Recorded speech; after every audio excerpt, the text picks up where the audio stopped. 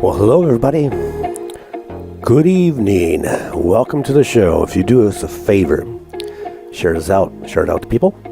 Share it to your friends. Share it to your enemies. Just get it out. It's a great night to be talking on a Mexican Crossing Lines. So join us.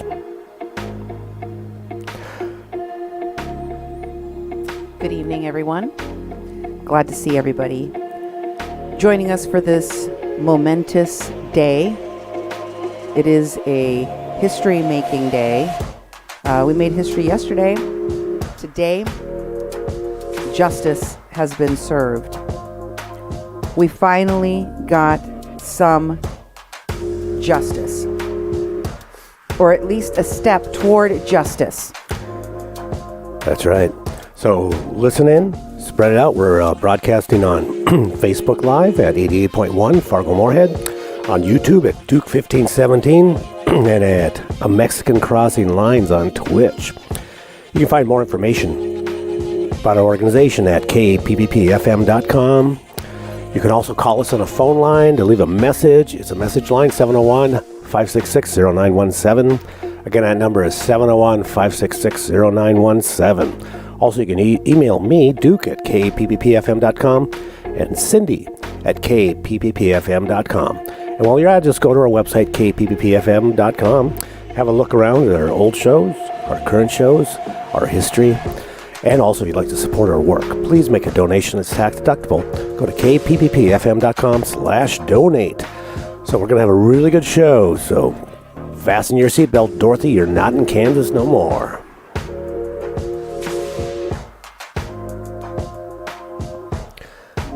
We're going to play a little bit more music, just a few minutes, just a minute or so. Just so people can join us, so you lovely people can join us this evening. You're not doing anything anyways. Remember, it's still COVID. Wear a mask. Get vaccinated. Take care of yourself. Social distance. Take it easy. Things aren't that much different from a year ago. In fact, they're kind of getting worse than a year ago. So we're gonna tune in, turn on, and drop out. Are you ready for this? We are ready. What an incredible day. Oh, yeah? Yes. Welcome, everyone, to Mexican Crossing Lines with your host, Cindy Gomez-Schempp. And Duke Gomez-Schempp. You're listening to 88.1 FM, KPPPLP, Fargo Moorhead, where we are adding local color to your airwaves. What a historic moment. This is a day, a time when everyone will remember where they were, what they were doing on 4/20/21, April 20th, 21. This is the first time that there has been a conviction for a black man killing a white man killing a black man, a white cop, a police officer killing an unarmed black person and getting convicted. Since 2016, when Laquan McDonald, when the video was finally released of that killing of Laquan McDonald in Chicago, Illinois, in 2016, the video was not released by the mayor, by the city officials for over a year because they were hiding it. They were hiding the horrible footage of the killing of Laquan McDonald so that we would not see it. You notice how when the technology became available for Americans to film police brutality and extrajudicial killings, police corruption, police abuse, that the resistance against cameras, the resistance against releasing the video, the resistance against police officers having to wear body-worn cameras Oh, yeah. became the next battlefield for people in America, for people of color in America?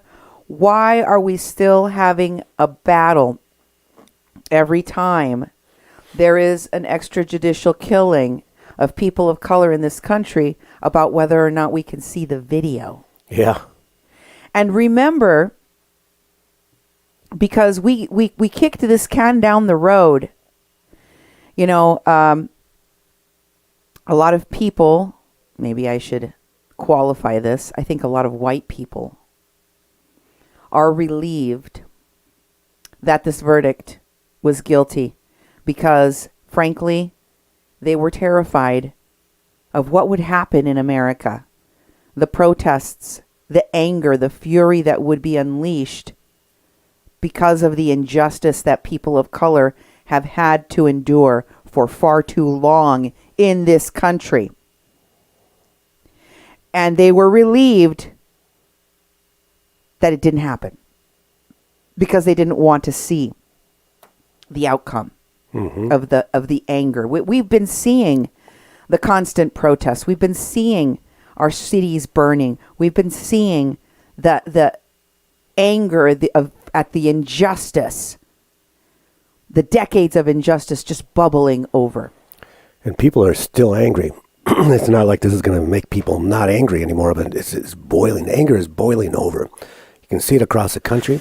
You can see it in the injustices that are going on and continue to go on, even during this trial. You know, and people will be getting shot every other day. Black people getting shot every other day. Every day, Duke, 3 people on average have been murdered by police. Wow. Half of them people of color. In the days since this trial began. And of course, we know that in Minneapolis, there was a very infuriating murder of Daunte White. And what people have, you know, continuously repeated is that it wasn't a mistake. His death was not a mistake. The officer, the female officer that shot him, who was the head of the police union, who was one of the people that trained police officers on the force for more than 20 years, she didn't make a mistake. There's no mistake in the fact that a black man was stopped during a pandemic because he had expired tags. When we know that most people cannot renew their licenses or their tags because of the pandemic. So we got cops out in Minneapolis stopping black people for having expired tags when expired tags is to be expected. And we also have an unnecessary escalation of violence and use of force. Why was this officer even using a taser? Why was she deploying any weapon, lethal or less than lethal, against a black person during a pandemic? They issued a warrant against Daunte. They issued a warrant for him on a misdemeanor charge because they sent the notification that he was to appear in court to the wrong address. They sent the notification of his appearance in court to the wrong person. Daunte did not receive it, so they issued a warrant for his arrest. That's the reason that this man died. The fact that black and brown people in this country have to fear death at the hands of the police for breathing in and out, for existing, for driving to the store, as the president put it today, for simply existing, is untenable. It's something that people of color in this country demand an end to. They cannot take it anymore. And I don't know if you got to hear the speech that was given by Kamala Harris. No, and I Biden. did not. Nope. But it was a very hopeful speech about the future, what we can do starting from this moment. Your thoughts, Duke? Well, it's ironic. I read some stories after those speeches, and Ted Cruz is wanting to take what Biden said and file for appeals in the Chauvin case. And it's like, what? Since when? Since when did anyone's opinion out in the streets or on a podium actually have a bearing on an actual, court trial? It's like people have opinions. Everybody has an opinion, right? And I guess you can give your opinions or make some sort of statement. But why all of a sudden are people rallying that we're going to turn this stuff around because someone said something? It's like, come on. All the protests in front of the Supreme Court with all the issues they've taken on has never made a single bit of difference. You go there when you protest in front of the Supreme Court or rally in front of the Supreme Court, they don't care. They aren't swayed by any of that stuff. So why are a criminal trial in Minneapolis suddenly going to be swayed from these opinions? I just, that really bothers me. So Ted Cruz yeah. said that the only reason he was found guilty was because people were protesting? No. Ted Cruz said that whatever Biden said is enough to get this thing turned around as a mistrial. Because Biden said something. And it's like, I don't know what Biden said, but it's like it couldn't have been like something to turn this trial around. So he's just rallying that we're gonna get this conviction overturned and get a mistrial because of what Biden said. That's what it's just what the article said, Well, Ted Cruz is an idiot. Okay. Yes. Everybody knows that. Nobody can stand him. Everybody has an opinion and everybody has a Ted Cruz. No, thank God nobody. We don't need any more Ted Cruzes. Nobody wants that, honey. Ted Cruz, Kevin McCarthy, and anyone else that was part of the treacherous sedition that tried to take away our democracy can shut up and take 2 back seats. Stay in your lane. Nobody cares about what a treacherous, treasonous traitor has to say. That's right. Goodbye, Felicia. Goodbye. Nobody cares about him. But, I mean, there is, and it will be raised, Duke. Make no mistake. All right. There is going to be an appeal. They are going to try to get a mistrial. Not just based on what Biden said, but what was said by Maxine Waters publicly during the deliberation. Here's what really matters, though. Does it hold up in court? I think this conviction will be hard to overturn. Mm-hmm. I think this conviction will be hard for them to appeal.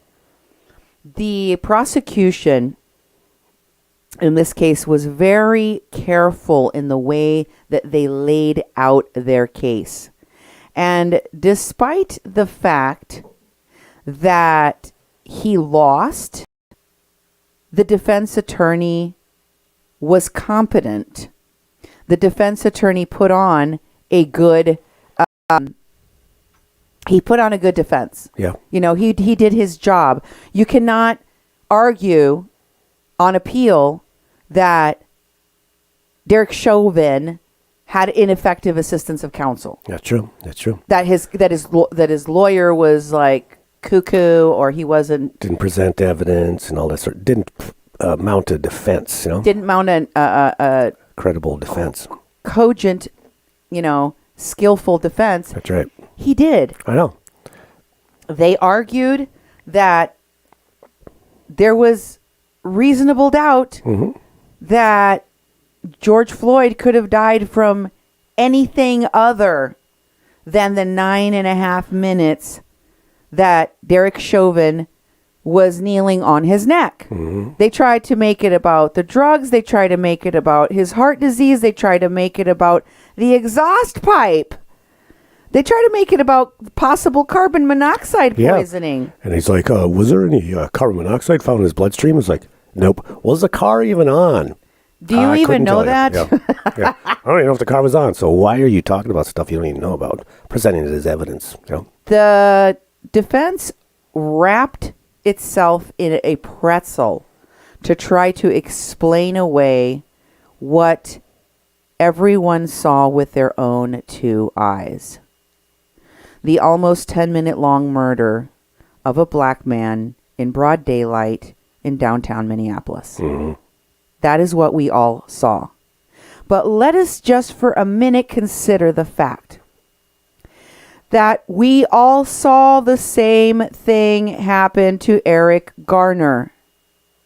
And by the way, the person that filmed it got put into jail, got thrown into jail, and had their life destroyed because they filmed it. Because they filmed the cops committing a murder in broad daylight. Everyone that witnessed it was traumatized and saw what the police did. But America being allowed to see the filming of this man having the life choked out of him by cops, that was something that authorities punished, law enforcement punished. They sent the message very loud and clear, and they have been ever since Rodney King. Mm-hmm. You know, I saw the quote floating around Twitter of Will Smith that, no, racism is not getting worse. It's just being filmed. No, yeah, good one. And it's true, because when we started having the ability to film things, I mean, film has been around for a while. Mm-hmm. We had the ability to capture, to document, and to tell the story that people of color in this country have known about law enforcement. That's right. And what that means. The difference between what law enforcement is for people of color and white people in America. Mm-hmm. Because what law is enforcing to people of color is for us to know our place, for us to learn that in that moment, in that encounter with the police, we need to comply, we need to follow orders to the letter. And even then, as we saw with the 13-year-old boy who was murdered by cops in Chicago just this last week, when you comply, you will die. That's right. The moment they will give you conflicting orders, put your hands in the air, get down on the ground, don't resist, turn around. Whatever you do is a prelude to your death. Exactly. It's the precursor to you being shot and killed or choked to death. And it doesn't matter what you do or how you do it. For black people, for people of color in this country, the all too usual outcome is death. Exactly. And look at our history. I mean, the Constitution was amended and changed not that long ago when it comes to people of color. Remember, 3/5 of a human being equals, every black person was 3/5 a human, couldn't vote. Native people couldn't vote. People of Mexican descent couldn't vote. People of color could not vote in this country until recently. It's like we forgot that it was written in our founding father documents that people of color are not human, or they're part human, not fully human, don't have rights. And that has led, people are still stuck in that mentality because it was in some of their lifetimes that these things existed. When I was growing up as a little tiny kid, Native people couldn't vote. No. They weren't full citizens, and the amendment that happened when I was a kid, the amendment that made it that 18-year-olds could vote. So some more white people got the right to vote. And so it's been part of our history. And with filming the cops, we did projects with filming the police. And the cop watch stuff in this country was mainly white people filming cops. It turned around quick. It got very violent. White people were penalized. We started doing work. It's like we started supplying hidden cameras to people of color in this community to hold the police accountable. You couldn't do a sit down and meet and talk. You had to show the violence that they were doing, the injustice, and put it in their face to actually have them react to it or even possibly change any way they were doing anything with people of color in this community. And the police have been taught, have been trained as the enforcers of supremacy and a hierarchy of violence. They have been entrusted to do that. Every white person knows this. It is an unspoken truth. It's an unspoken secret that white people share. And we know they share it, and we know they know it because of all of the recent videos of white women calling the police on black people, beckying, right? Yep. Calling the police on innocent black people for barbecuing, right? For handing out water, for telling them to put their dog on leash in a bird park where they're supposed to have all dogs on leashes. And what do the white people beckying say? What do they say when they threaten your life with a phone call to the police? They say, I'm a white person. I'm being attacked by a black person. I'm being harmed by I'm crying white lady tears into the phone. Are you going to send someone to kill this black person that made me mad? And they tell the black people as they're calling, you better comply with whatever I tell you in this moment, because let me tell you, I'm going to call the law enforcement that is going to enforce the fact that as white people, you better do what we say when we tell you, or we will have you murdered. That's right. I will call the cops right now. Who do you think they're going to believe? Exactly. And remember, the cops originated as they went after slaves. They're basically slave patrols. Law enforcement in this country's roots are catching slaves, protecting property for the rich people, and catching slaves. And it has, it's still part of the mentality. Because the black people were the slaves. Exactly. The brown and black people have been the property, the commodity of white people when they were freed, quote unquote, by Lincoln. They created policing. Suddenly, we needed to have policing so that we could incarcerate people again. And within a very short period of time, the policing system, using laws that criminalized loitering. Oh, yeah. Did you know that that wasn't even a crime until slavery ended? Did you know that they created the crime of loitering for the slave patrol turned law enforcement to be able to rearrest, to criminalize black people that were free so that they could be turned back into slaves? Because guess what? Once we freed the slaves, white people were like, is there a loophole to this slavery freeing thing? Yeah, 13th Amendment, right? And there it was, the 13th Amendment to the Constitution, which says, no person shall be held as a slave in this country in a cage, having their freedoms taken from them, their liberty taken from them, unless they're a crime. Yep. Unless they're criming. If they committed a crime, they're arrested, they can be slaves again. You can make them your slave again. That's right. Did you know that? Actually, I do. And I did. I have. So, suddenly, all of these free black people, especially the young, strong, working age black men, were criminalized using these black codes, these laws that were specific to criminalizing black people that were used almost exclusively to enforce this new system of slavery. against black people exclusively. So it is incumbent upon us Americans today in this moment to take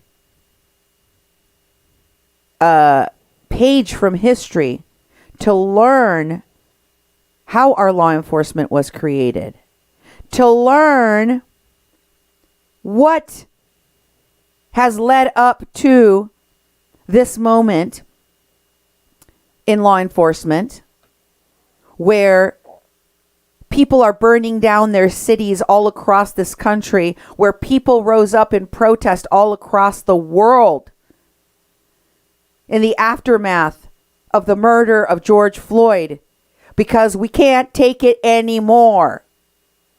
We want law enforcement to take their boot off of our necks collectively in this country. We want to breathe. We want to breathe the air of freedom that white people have enjoyed in this country for over 200 years. We want to have the same freedom to walk the streets, to go to the grocery store, to take our children to the park to play, to eat ice cream in our living room without being afraid that we will be murdered for no good reason. We need to begin by taking a long, hard, and unpleasant look at how law enforcement came to be. And then we need to look at the reasons why we gave unfettered police, unchecked police powers, and why we then decided to double up on that and create SWAT teams and create militarized police forces with tanks and turrets and less than lethal weapons that are deployed on the press. We need to ask ourselves how we got here and study it and learn it so we can reverse it, so we can fix it, so we can address it, so we can change it. We will never learn. We will never progress if we continue to stick our heads in the sand and go, I don't know whether or not this was a murder. Yeah. We can't tell. Because let me tell you something. Most black and brown people in America are shocked at this moment. What does that say about our society?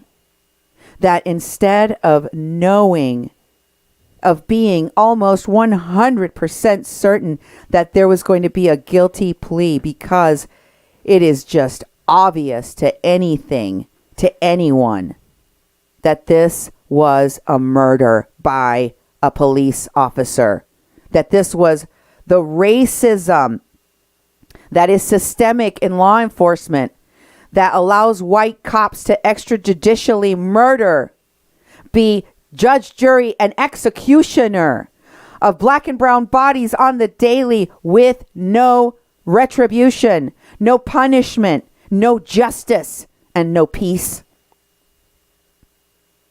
And black and brown people in this country are used to being let down. They're used to being told, no, there is no justice. There will be no justice in the future. Your life is insignificant. You don't matter. You could be murdered tomorrow. You could be George Floyd, and no one will care. And no one will do anything because they can't, because the system is so broken, so corrupted, so set against people of color that it is made to work against us. This is a shocking moment. I still can't believe it's even true. Yeah. Hard for me to believe that he was found guilty. What did it take?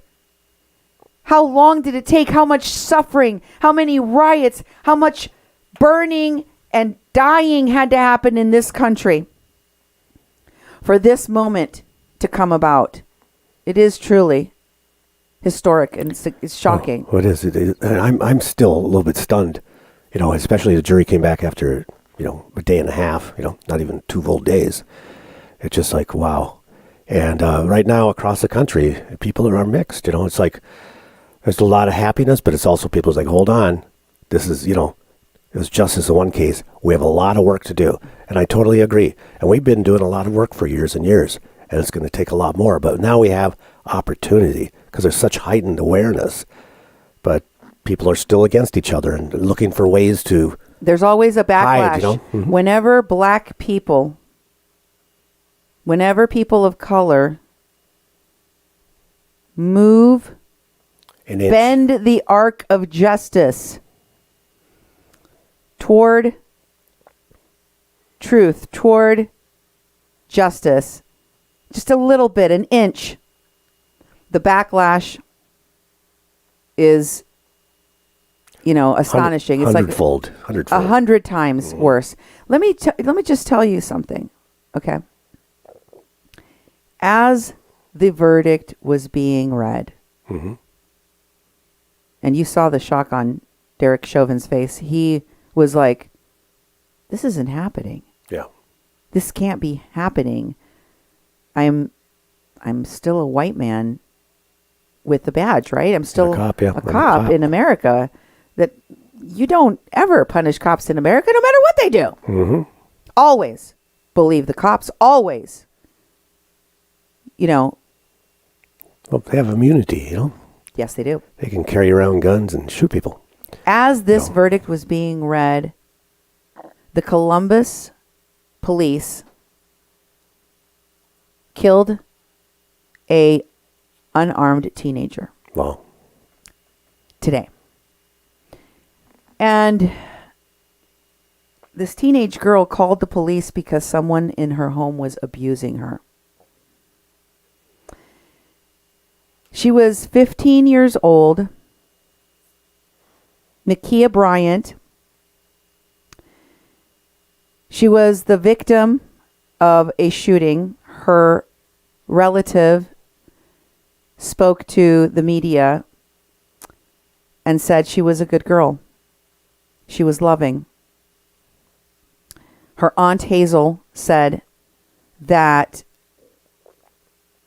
she was 15 years old and she didn't deserve to die like a dog in the street. According to her aunt, Makia called the police because she was being abused, and she went on to say the police saw a knife on the ground near Makia and shot her 4 times. Wow. Another woman identified as Tay Jones on Facebook said that she witnessed the shooting, and she posted a video of the scene. She said the 15-year-old had a knife because someone tried to jump her. She was holding this knife to protect herself. Wow. While she waited for backup from the police. Wow. The white police officer who shot her never told her to put down the knife. The teen was then transported to a nearby hospital where she succumbed to the injuries of the shooting and died. Wow. Black people cannot call the police when their lives are being threatened because they are afraid that the police will immediately murder them. And 9 times out of 10, they do. That is what people of color are used to. So, wow.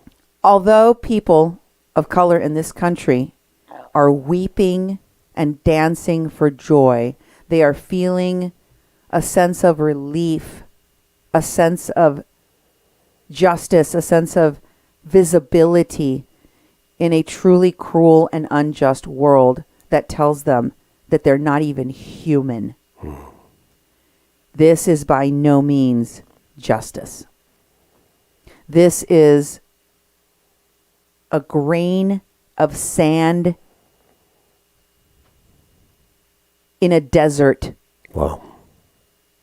This is a minuscule part of what Black and brown Americans in this country have needed to see from our justice system when it comes to policing and Black lives mattering. Yeah.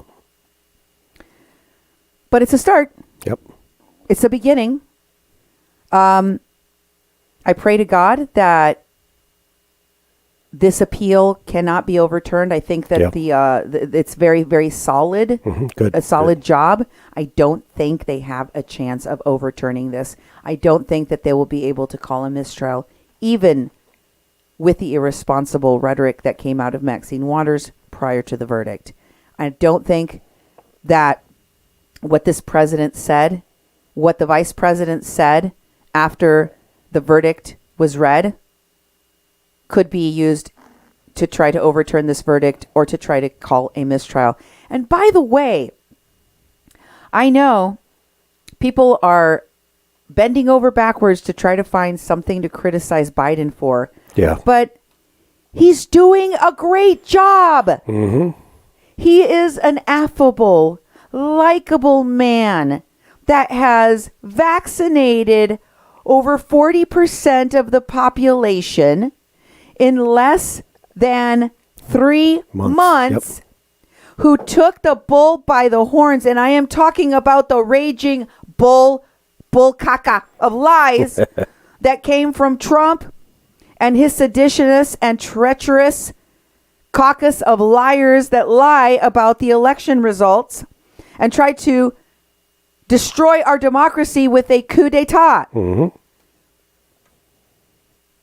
And they set the bar so low that, of course, Joe Biden is going to run laps around the performance of the previous administration because Trump sucked at his response to COVID-19. That's right. He let over 500,000 American citizens die, most of them, the most disproportionately harmed by that virus, Black and Latino. And we will never forget it. Mm-hmm. We will never forget that passive genocide that was allowed to happen on Trump's watch. The racism, the hatred, the vitriol, the division that was sown by the QAnon conspiracy theorist people that continues to sow hate and division in our country. We will not forget it. Mm-hmm. We will continue to challenge it and to try to eradicate it from our American policy. It's time for change. Definitely. I am here for Joe. I am here for Kamala. I am here for the policies they're bringing. I am here for the vaccinations. I am here for the rebuilding of the infrastructure, building back better. I am here for the policy changes that are going to give a road to a pathway to citizenship to 11 million people in this country. I am here for Vanita Gupta joining our Department of Justice. Mm-hmm. I am here for civil rights to happen. I am here for voting rights to be protected in this country, and so that people of color can be represented and heard. So, get over it, Jack. Yeah. Uh-huh. Biden and Harris are killing it. They're doing a great job. Mm-hmm. I'm very proud to be an American on this day. I'm proud of our president and vice president. I'm proud of the job they're doing for this country, leading us out of this horrible pandemic, leading us out of this horrible economic depression into the future of that arc that bends towards justice. Oh, yeah. And I hope that this will just be the beginning of what we will see in the reform of policing practices and justice for people of color in this country. Thanks for being here with the Mexican Crossing Lines and your hosts, Cindy Gomez-Schempp and Duke Gomez-Schempp. You've been listening to 88.1 FM KPPPLP Fargo Moorhead, where we are adding local color to your airwaves. God bless you. Have a great evening. Justice for George Floyd and Black Lives Matter. Get vaccinated. Have a great evening. God bless.